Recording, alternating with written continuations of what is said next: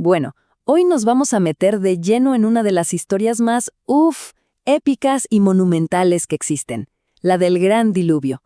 Y para entenderla, vamos a usar como guía el texto Historia de los Patriarcas y Profetas. Juntos vamos a desmenuzar esta crónica de un mundo que estaba, digamos, al borde del abismo, de una advertencia que nadie quiso escuchar, y claro, del cataclismo que lo cambió absolutamente todo. Ok, vamos directo al grano, a la raíz de todo esto. ¿Por qué algo tan tremendo como un diluvio universal? Bueno, la cita que vemos es la clave. Nos dice que el mundo había llegado a un punto de quiebre moral. Y ojo, no hablamos de uno que otro error, ¿eh? El texto lo describe como una corrupción profundísima, que se había metido hasta en la última intención, en cada pensamiento. Entonces, a ver, ¿cómo era ese mundo antes del diluvio? Tratemos de imaginarlo. Era un lugar de contrastes. Pero, ¿qué contrastes? Por un lado, una belleza y un potencial que hoy ni nos podemos imaginar. Pero por el otro, una sombra de corrupción que crecía y crecía sin que nada la detuviera.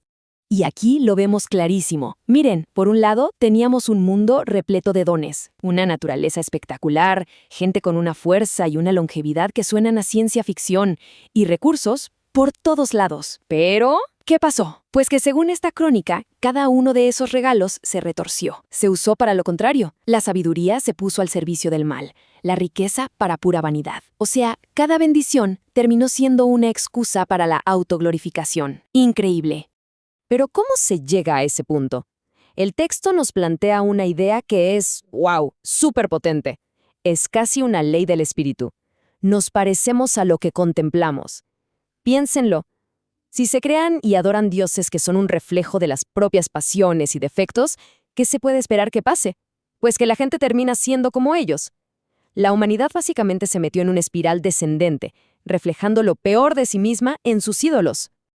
Y claro, el resultado de todo esto, pues, era inevitable.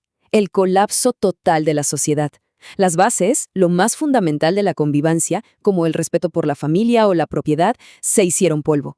La violencia ya no era un crimen, era entretenimiento. Y lo más trágico, la vida humana dejó de valer casi nada. Era un mundo sumido en el caos, y ese caos, nos dice el relato, no podía quedar sin respuesta.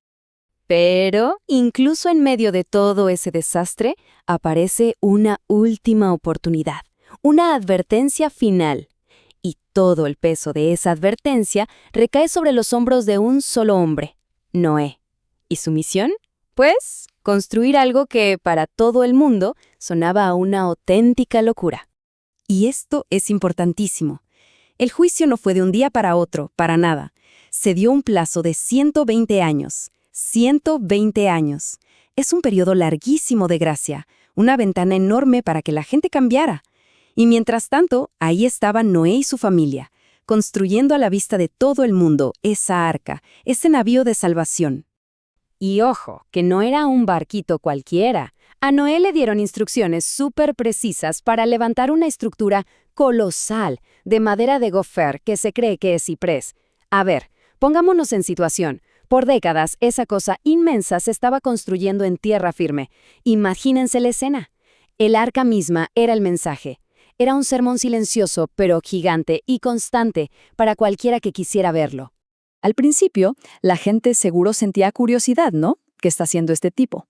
Pero el tiempo pasó y la curiosidad se convirtió en burla. La lógica de la gente era, bastante simple. Si los sabios, los ricos, los importantes dicen que es una locura, pues debe ser una locura. Y así, el mensaje de Noé quedó reducido a eso, el delirio de un fanático. Pero lo más interesante es cómo justificaban no creer. Usaron la lógica, la ciencia que conocían. Decían, oye, pero si nunca ha llovido así, la tierra se riega con el rocío. O las leyes de la naturaleza son fijas, no se pueden cambiar. En el fondo, lo que estaban diciendo es que la naturaleza estaba por encima de todo y que ni siquiera Dios podía alterar sus reglas. Un argumento que, si lo pensamos, se sigue escuchando hoy. Bueno, ahora avancemos rápido en el tiempo. Esos 120 años están llegando a su fin. Y es justo aquí cuando la historia da un giro final y totalmente inesperado. Son los últimos momentos de calma antes de la gran tormenta. Y lo que pasa a continuación es simplemente extraordinario. De repente empiezan a llegar los animales, de todo tipo.